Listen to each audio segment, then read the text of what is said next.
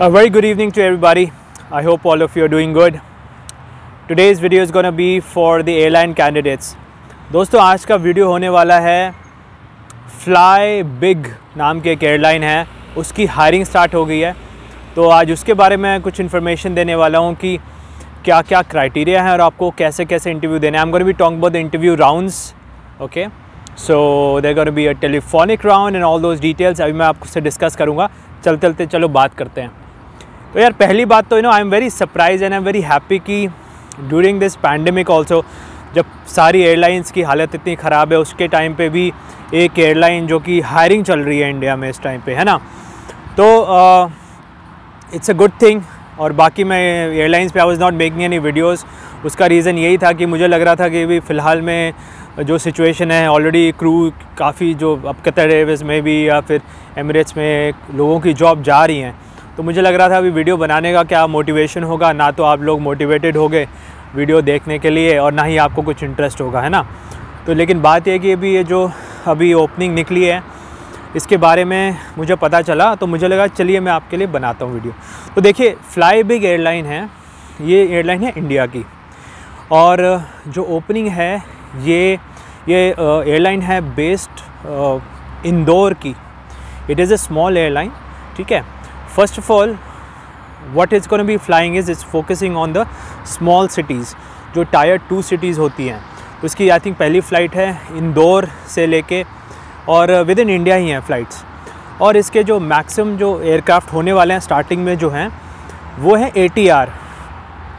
So let me tell you ATR क्या होता है यार। ATR होता है छोटा जहाज़ होता है, इसमें मैक्सिमम पैसेंजर्स होते हैं 68 और क्रू होते हैं 2, सिर्फ 2 क्रू होते हैं। 68 पैसेंजर्स लगा लो, 2 एक साइड और 2 इस साइड। तो बड़े एयरक्राफ्ट की तरह नहीं होता जैसे हमारे कतर एयरवेज़ में होते थे, और तो छोटी ही एयरलाइन होगी। अब इसका पहला राउंड होने वाला है। सबसे पहले तो आपको अपना CV और अपनी पिक्चर्स भेजनी होंगी। I am going to be putting the email ID in the description box. उसमें आपको अपनी ईमेल ID ईमेल ID जो है उस पर you can send your CV and you can also upload your pictures, right. तो ये है। उसके बाद अगर आपको कॉल आती है, पहले होने वाला है टेलीफोनिक इंटरव्यू। सो टेलीफोनिक इंटरव्यू का दोस्तों पर्पस क्या होता है, देखिए टेलीफोनिक इंटरव्यू में जब उन्होंने आपकी पिक्चर्स देखी हैं, okay, they have seen your pictures, they have gone through your CV and they think that you will be fitting into their profile. उसके बाद क्या होता है, वो आपसे इंटरेक्ट करना चाहते हैं। वहीं पे क्राइटेरिया आता है कम्युनिकेशन का। वो क्वालिटीज़ देखना चाहते हैं कि कैबिन क्रू में क्या क्या क्वालिटीज़ उन्हें चाहिए और कौन सी क्वालिटीज़ आप में हैं। तो क्वालिटीज़ के बारे में मैंने एक वीडियो बनाया है, डिस्क्रिप्शन बॉक्स में आप देख लेना, ठीक है। ये वीडियो है कौन सी क्वालिटी चाहिए कैबिन क्रू के बनने के लिए। और तो टेलीफोनिक इंटरव्यू में क्या होता है कि बेसिकली वो देखना चाहते हैं आपसे बात करके फ़ोन पे, इस आपके फेस टू फेस इंटरव्यू करने से पहले they want to meet you and they want to find out कि how does the person communicate, right. उसकी कम्युनिकेशन स्किल्स कैसी हैं।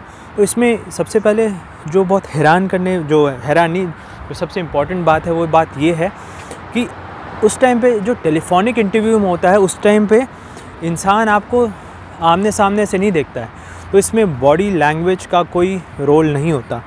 जब बॉडी लैंग्वेज का कोई रोल नहीं होता तो सबसे बड़ा पार्ट होता है आपकी टोन ऑफ वॉइस का। So the way you are speaking, right, your modulation, your intonation, your choice of words, how confident you seem, इस चीज़ का बहुत बड़ा फ़र्क पड़ता है। सो मेरे कहने का मतलब है कि अब जैसे आप इंट्रोड्यूस करते हो अपने आप को, राइट, तो introduce for example if you say that hello my name is Ashish, I have completed my graduation from so and so place and I want to apply for a cabin crew। अब देखो ऐसे अगर आप interview दोगे तो यार क्या होता है कि देखो ये बहुत नॉर्मल सा है, मतलब आपकी कोई इंटोनेशन नहीं है आपकी आवाज़ में, है ना। कोई ऐसा लग नहीं रहा कि जैसे आप इंटरेस्टेड हो भी जॉब में, ऐसा लग रहा है कि बिल्कुल नॉर्मल सा आप बात करो। लेकिन इसी को अगर आप इस तरह से कहोगी, hi good afternoon, my name is Ashish, I have successfully completed my graduation from so and so university and I am looking forward to join as a cabin crew with your airline। अब देखो फ़र्क है इसमें, है ना। फ़र्क क्या है कि आप जिस तरह से बोल रहे हो, you are sounding interested. When you sound interested people will take you more seriously, right, because see at the end of the day you have to understand जो क्रू होते हैं they are the brand ambassadors of the airline, है ना। आप brand ambassador होते हो, उस पर इतनी इन्वेस्टमेंट होती है। एक एयरलाइन स्टार्ट करना छोटा काम नहीं होता, बहुत बड़ा काम होता है। और आपको वो लोग चूज़ कर रहे हैं अपनी एयरलाइन रिप्रेजेंट करने के लिए, तो वो चाहते हैं कि लोग कॉन्फिडेंट हो, ठीक है, एक्सेप्शनल स्किल्स हो, उनकी कम्युनिकेशन स्किल्स हों, राइट। ये सब चीज़ें बहुत मैटर करती हैं। So they will ask you normal questions like tell me about yourself, you know, your educational qualifications, any experience if you have, right, any good qualities which you think are which you possess, ये सब चीज़ें होंगी। अब telephonic interview आपका कैसा जाता है, उसकी बेस पे आपका जो है वीडियो इंटरव्यू होने वाला होगा। So the ones who get shortlisted from that telephonic interview, they are called for the video interview. और वीडियो इंटरव्यू में क्या होता है कि it will be carried on I think after 2 to 3 days you get an information if you have been shortlisted or not. उसके बाद आपको video interview पे बुलाएंगे स्काइप पे, मोस्ट प्रॉब्ली स्काइप पे ही इंटरव्यू होता है।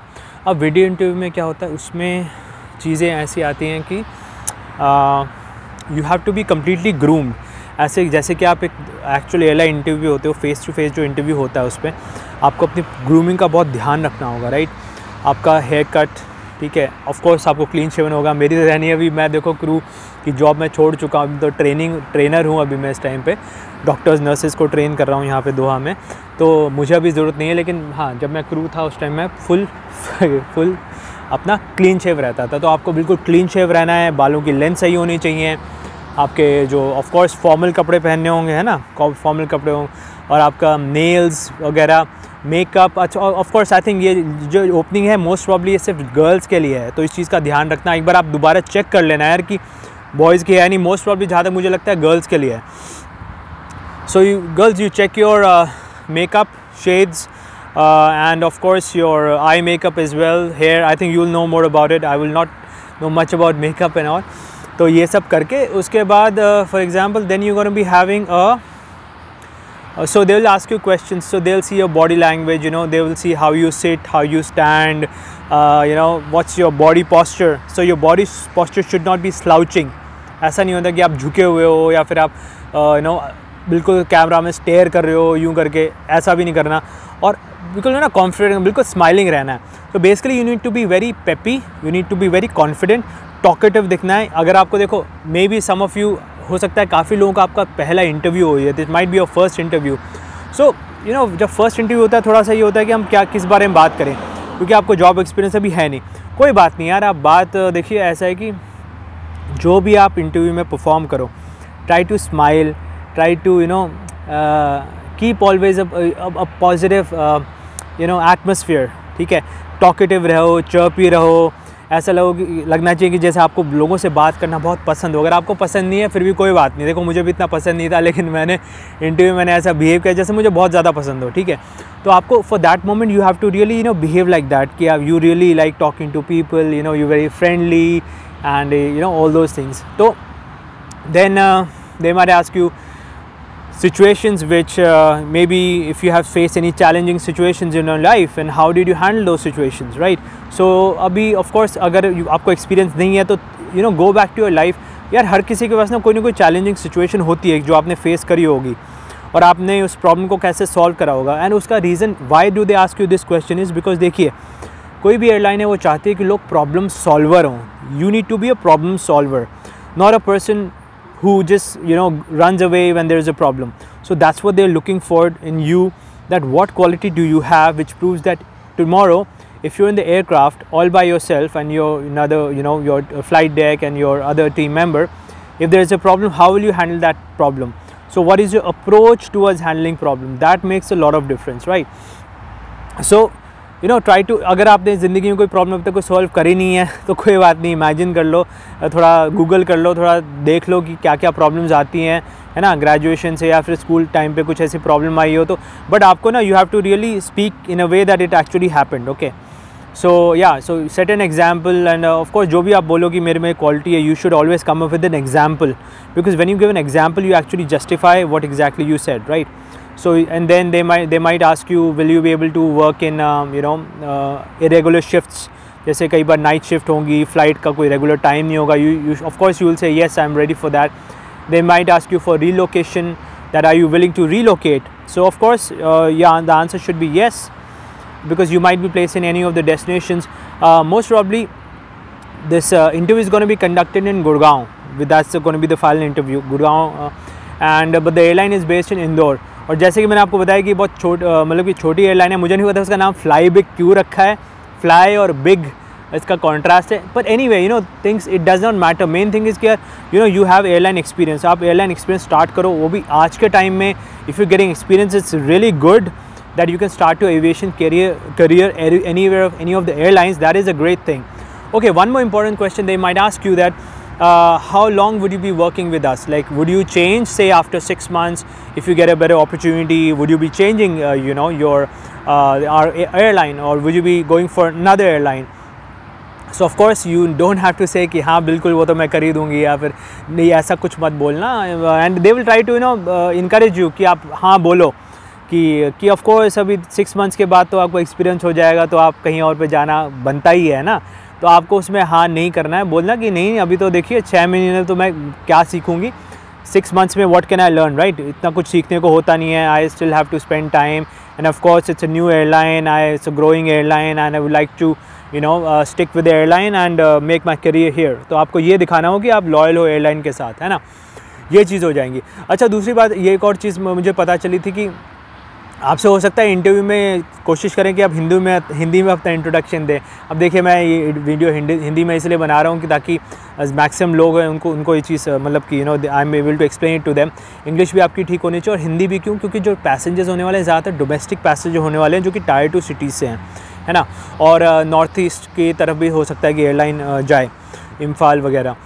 सो आपको ऐसा होना चाहिए कि आप हिंदी में भी अपना इंट्रोडक्शन अच्छी तरह से दे सकें. फॉर एग्जांपल अगर आप बोले कि नमस्कार, मेरा नाम है आशीष अंतिल और मैंने अपनी स्नातक की जो भी क्वालिफ़िकेशन है वो इस साल में मैंने समाप्त करी है, और फ़िलहाल मैं जो भी आप कर रहे हैं उसके बारे में, ना, तो बेसिकली आपको क्या होता है हिंदी में आप किस तरह से अपने आप को इंट्रोड्यूस करते हैं, श्रीमान और ये सब चीज़ें.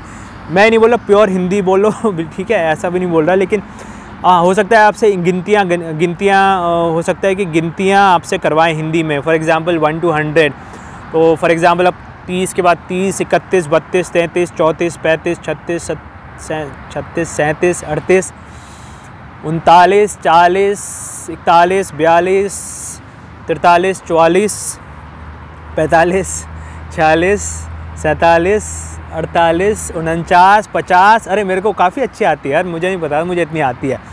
तो ये सब ठीक है. 98, 92, 93, 94, 95, इतनी आपको मतलब कि ऐसी आनी चाहिए कि अगर आपसे बुलवाएं तो आपको आना चाहिए. क्योंकि देखिए आप इंडिया की एयरलाइन के अगर आप काम कर रहे हैं, हो सकता है फ़्लाइट नंबर कुछ ऐसा हो जिसमें कि आपको टाइम बताना हो कि शाम के 5:54 पर लैंड करने वाले हैं, ऐसा कुछ बताना होगा, तो आपको हिंदी आनी चाहिए उस हिसाब से, ठीक है.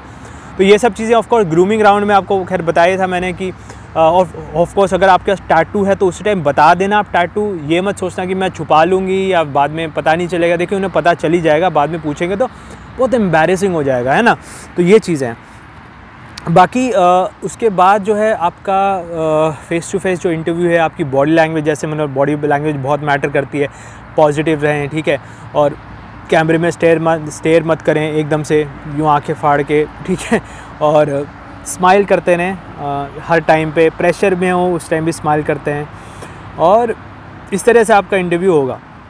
अच्छा, एक बहुत इम्पॉर्टेंट जानकारी जो है इसके बारे में वो ये है कि अगर आपका फाइनली सिलेक्शन होता है, उसका पर्सनल इंटरव्यू भी होगा, वो मैं बाद में बताऊंगा आपको. अगर आपका सिलेक्शन होता है, they will give you this information बीच में भी कि 3 लाख की सिक्योरिटी डिपॉजिट भराएंगे, ट्रेनिंग का सिक्योरिटी डिपॉजिट. उसका रीज़न ये है कि देखिए जैसे मैं पहले जेट में था, हमसे भरवाया था आई थिंक 1 लाख 1.5 लाख ऐसा कुछ होता था, ठीक है. अभी 3 लाख ऑफ कोर्स बड़ा अमाउंट है, मैं मानता हूँ ये बात, लेकिन उसका रीज़न ये है, वो लोग कह रहे हैं कि अभी कोविड में कॉस्ट ज़्यादा हैं और हम कोशिश करें कि पूरा क्रू सेफ़ रहें, तो 5 स्टार्स में स्टे हो, ये सब चीज़ हो, इसीलिए वो कॉस्ट होगा, कॉस्ट नॉन रिफंडेबल होगा, ठीक है. और 2-2.5 महीने के बाद आई थिंक आपको कुछ स्टाइफंड भी मिलने वाला है, वो क्लियर करना बाद में ये सब चीज़ें. और 3 लाख का जो अमाउंट है रिफंडेबल नहीं होने वाला है. तो ये चीज़ याद रखना, अपने पेरेंट्स से बात करके रखना if they are willing to do this और नॉट। ओवरऑल अगर आप मेरी माने यार कि देखो इस टाइम पे भी अगर आपको एयरलाइन में जॉब मिल रही है, अगर आप इतने ख़राब टाइम में भी if you are able to get an opportunity at least to jump start your career, then of course I think you should definitely go for it because it will be worth an investment। because देखिए अगर आपका domestic experience जैसे मेरा था, domestic experience है उसकी basis पे तो आप इंटरनेशनल जाओगे ना। आप एकदम से इमेजिन नहीं कर सकते कि मेरा डायरेक्ट इंटरनेशनल में हो जाएगा, बहुत मुश्किल होता है वो, है ना, कम चांसेस होते हैं। तो एक्सपीरियंस अपना बनाओ, चाहे डोमेस्टिक में बना रहे हो बनाओ आप एक्सपीरियंस अपना। दूसरी बात है कि ये सब बात की बातें होती हैं, जब तक आपका सिलेक्शन नहीं हो जाता उससे पहले तो क्या कहने।